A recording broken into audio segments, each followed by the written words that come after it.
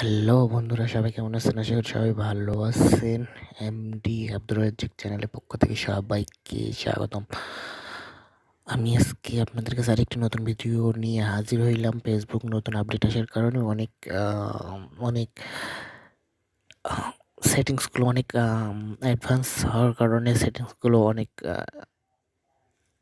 Height হয়ে গেছে, কিংবা অনেকে খুঁজে পাচ্ছেন না এরকমও। এই জন্য আমি আজকে আপনাদের সামনে নিয়ে আসলাম ফেসবুকের নোটিফিকেশন সাউন্ড কীভাবে চেঞ্জ করা যায় সেটা নিয়ে কথা বলবো। তো ভিডিও বাড়াবো না, শর্ট করার জন্য আমি ফেসবুকে চলে এলাম।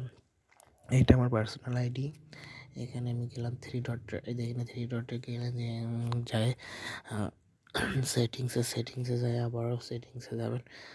যাওয়ার পরে দেখেন এখানে এখন তো কোনো অপশন নাই, আগে যেরকম ছিল সেরকম কোনো অপশন নাই। এখন নতুন করে দেখেন প্রোফাইল সেটিং, এখানে যাবেন। এখানে যাওয়ার পরে দেখেন নিচে আসে স্ক্রল করে নিচে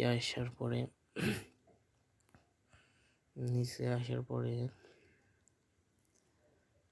এই যে দেখেন নোটিফিকেশন সেটিংয়ে যাবেন। নোটিফিকেশন সেটিংয়ে যাওয়ার পরে আবার স্ক্রল করে নিচে আসবেন। নিচে এসে দেখেন পাস এখানে ক্লিক করবেন। ক্লিক করার পরে দেখেন এই যে এখানে টন লেখা আছে ফেসবুক। এখানে দেখেন ফেসবুক নোটিফিকেশনের জন্য অনেক টন আছে, আপনারা এখান থেকে টনগুলো ইউজ করতে পারেন।